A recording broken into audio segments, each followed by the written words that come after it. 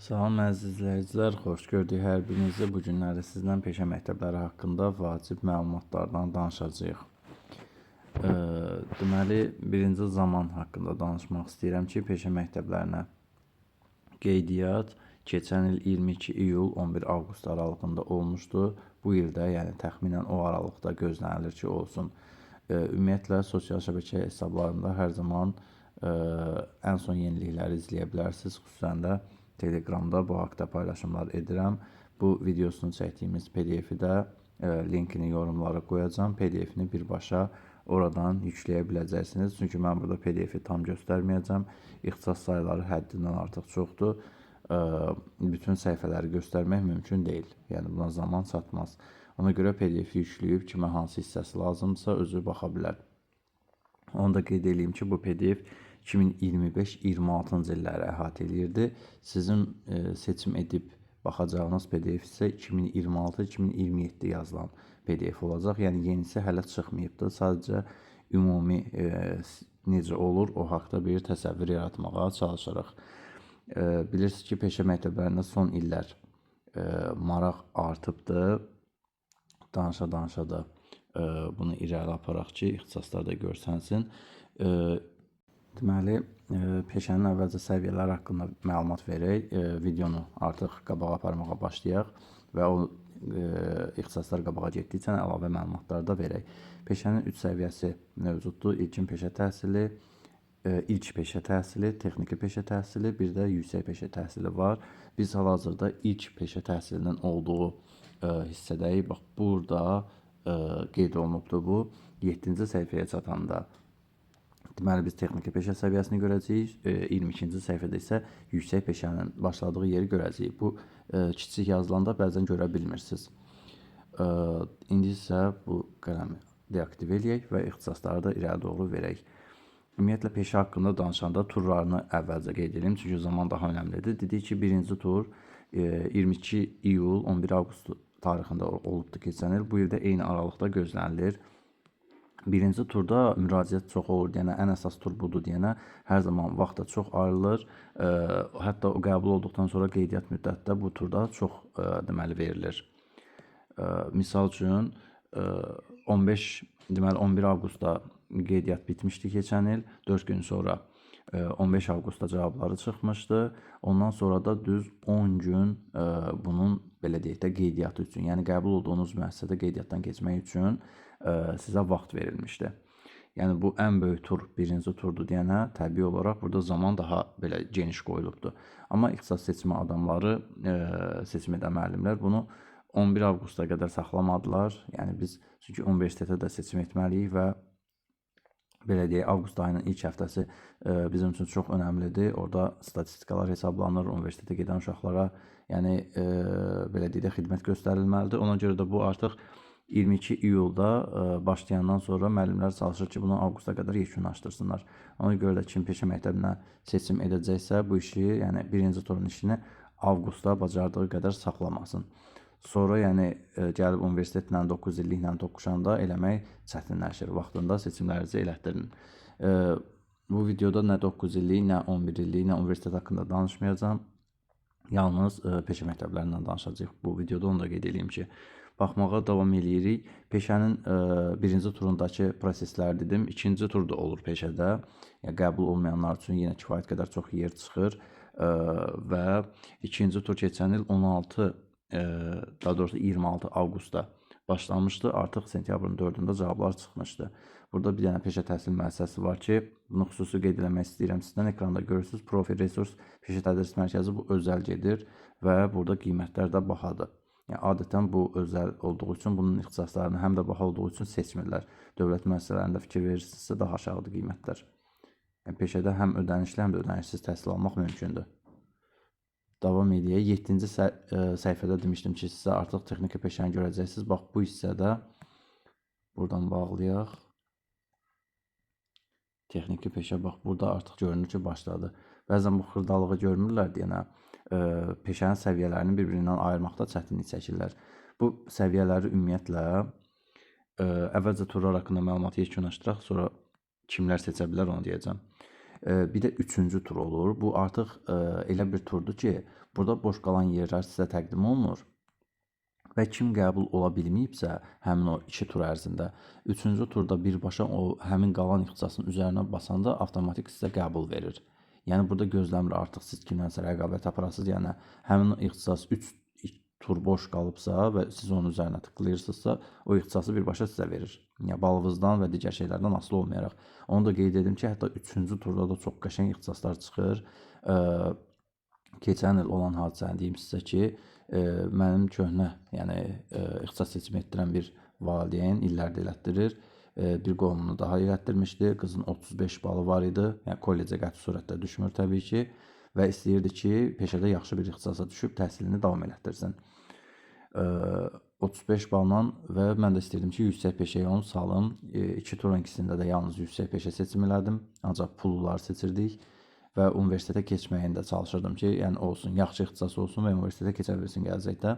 Təbii ki, 35 balla alınmadı, çünki yüksək peşədə bal rəqabəti artıq önəm daşıyır. Fənlər üzrə məhdudiyyət yoxdur, amma kimin balı çoxdursa, adətən onu seçirlər də. Bu qız 3-cü tura qaldı və 3-cü turda erkən seçim etdiyimizə görə, yəni tam vaxtında seçim etdiyimizə görə biraz da geciksəydim, yəni çatdıra bilməyəcəkdik. O qızı mühasibət uçotuna yüksək peşədə sala bildik 35 balla. Halbuki necə yüksək ballı insanlar ya istədiyi ixtisasa düşməmişdi, ya da belə deyək də yüksək peşəyə yox, peşənin digər səviyyələrinə düşmüşdü, ya da ümumiyyətlə düşə bilməmişdi. Amma məsələn səbirli olan, axıra kimi gözləyən, inanan adam, yəni gördünüz ki, istədiyinə çata bilir. Yəni bu işdə səbirli olmaq lazımdır. Qəti surətdə niyə birinci turda kəsildi, niyə ikinci turda kəsildi demək lazım deyil.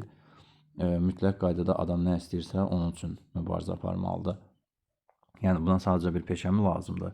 Bu, məsəl üçün, oğlan oxuyub avtomobil üzrə işləyəcəkmi bu peşəni qurtardıqdan sonra, yoxsa gələcəkdə təhsilini davam etdirəcəkmi, universitet oxumaq kimi bir niyyəti varmı?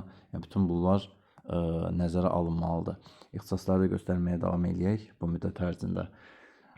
Başqa danışacağımız kimlər seçə bilər? Yəni, adətən uşaqlar kollecdə nədə ilişirlər? Fənlər üzrə məhdudiyyətdə ilişirlər.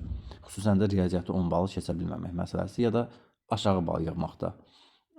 Fərz eləyək ki, 70-80 bal yığıbdır və kollecə getmək kimi bir niyyəti var, amma yəni o ballardan heç nə alındıra bilməyəcək kollecdə. Yəni balı varsa, yəni bu normal bal varsa, görürsünüz mən 35 balı elə belə misal çəkmədim sizə. 70-80 balı olan bir adamın kollecə getməyə artıq məqsədə uyğun deyil. Çünki dövlət kollecdə ixtisasların sayını dayanmadan azaldır, həmin ixtisasları bir növ peşəyə inteqrasiya edir. Yəni istəyir ki, gələcəkdəki insanlar peşə sahibi olan insanlar olsunlar. Yəni kollecin diplomunu bir balaca artıq peşədən eləyir, daha aşağı səviyyəyə gətirir. Belə bir siyasət var. Yəni hər ildə 9 illik kollecdə, 11 illik kollecdə, yəni biz görürük ki, müsbət yox, əksinə azalmalar müşahidə olunur. Yəni gah qiyabi ixtisasları ləğv elədilər, gah nə bilim pedaqoji ixtisasları ləğv elədilər, eləyə də gedirlər. Dayanmadan azaldılır. Amma peşədə nə görürük? Hər il dayanmadan ixtisaslar artır, yeniləri gəlir, plan yerləri artır, ödənişsiz olanların sayı artır. Yəni inanılmaz dərəcədə peşədə ödənişsiz ixtisas verirlər ki, yəni daha çox insan bura gəlsin, müraciət eləsin. Kimlər seçə bilər deyəndə fənlər üzrə məhdudiyyət yoxdur. Hətta 0 balınız da olsa, hətta yaşınızdan da asılı olmayaraq neçə yaşında olursunuzsa, olun, hər kəs müraciət eləyə bilər. Yəni önəmli olan burada tək ki, həmin adam ya 9-cu sinfi bitirmiş olsun, nə vaxtsa, ya da 11-ci sinfi bitirmiş olsun. Yəni hər kəs yaşından, balından, qiymətindən asılı olmayaraq müraciət eləyib oxuya bilər. Sadəcə ən çox rəqabət, yəni bəzi yaxşı ixtisaslarda gedir, bir də yüksək peşədə olan ixtisaslarda rəqabət daha güclü olur. Universitetə keçmək məsələsində isə bəziləri peşənin adına görə onu bəyənmirlər, düşünürlər ki, yəni kollec daha üstündür. Amma yüksək peşə subbakalavr diplomu verir. Yəni onun diplom səviyyəsi kollec diplom səviyyəsi ilə eyni mahiyyəti daşıyır. Hər ikisində necə universitetə keçmək olursa, 9 illik kollecdən, 11 illik kollecdən, yüksək peşədən də neçə illərdir ki, universitetə imtahansız keçmə şansı yəni qalır. Başqa peşə ilə bağlı deyəcəyimiz zamanlarını dedik, turlarını dedik, ixtisasları mən keçən ilki ixtisasları göstərirəm sizə, dedim təzəsi, yəni seçimdən öncə çıxacaq, onu da sosial şəbəkəmə qoyacağam. Hə, seçim necə olur, onu izah edək sizə. Seçim deməli toplamda sizə hər turda birinci, ikinci turdan söhbət gedir. Üçüncü turda sizə dedim ki, bir ixtisas seçə bilirsiniz və dərhal ona qəbul ola bilirsiniz. Birinci, ikinci turda 5 ixtisas cəmi. Həm birdə, həm də ikidə ayrı-ayrılıqda 5 ixtisas seçə bilirsiniz. Bunun içində pullular da yaza bilərsiniz, pulsuzlar da yaza bilərsiniz. Seçmək üçün bu cədvələ ehtiyac yoxdur. Bu cədvəl sadəcə əvvəldən baxıb bir məlumat almağınız üçündür. Məsələn, Naxçıvanda yaşayan bir adam baxır ki, görək Naxçıvanda nə çıxıbdır, hansı səviyyələr çıxıbdır, ya hansısa başqa bir rayon ya da Bakıda. Bu sadəcə məlumat almaq üçündür. Orada hər şey avtomatik çıxır. Sistem yəni qəşəng qurulubdur. Birbaşa seçirsən ki, mən hansı peşə səviyyəsində oxumaq istəyirəm, harda oxumaq istəyirəm, hansı ixtisas oxumaq istəyirəm. Orada seçsən kimi avtomatik sizə hər şeyi sistem özü göstərir. Siz də testi seçib kodlaşdırmanızı eləyirsiniz. 22-ci səhifədə qalmışdıq. Davam eləyək. Yüksək peşə 33-cü səhifədən başlayır. Deməli, nədən danışdıq? Seçimdən. 5 ixtisas seçirsiniz. Yəni bunun içində pullular da ola bilər, pulsuzlar da ola bilər və sistem çox gözəl qurulubdur. Yəni rahatlıqla seçib, təsdiqləyib göndərə bilərsiniz. Seçimin qiyməti məndə peşə məktəbi üçün həm az ixtisas seçilir deyənə, həm də nisbətən rahatdır deyənə toplamda deməli 100 manat eləyirəm ixtisas seçimini və avqust ayına qədər də biz yekunlaşdıracağıq. Yəni avqustun ilk günlərinə qədər, çünki ondan sonra statistika jurnalları çıxacaq və biz bütün diqqətimizi universitetə verəcəyik. Ona görə kim müraciət eləmək istəyirsə vaxtında müraciət edəsin. Hal-hazırda bu videonu çəkəndə 8 iyundur ki, mən çəkirəm bunu. Yəni siz izləyəndə artıq iyulun sonlarına yəqin ki, bunu izləyəcəksiniz. Müraciətlərinizi çalışın ki, vaxtında belə deyək, eləyə biləsiniz. Onlayn şəkildə seçim olunur.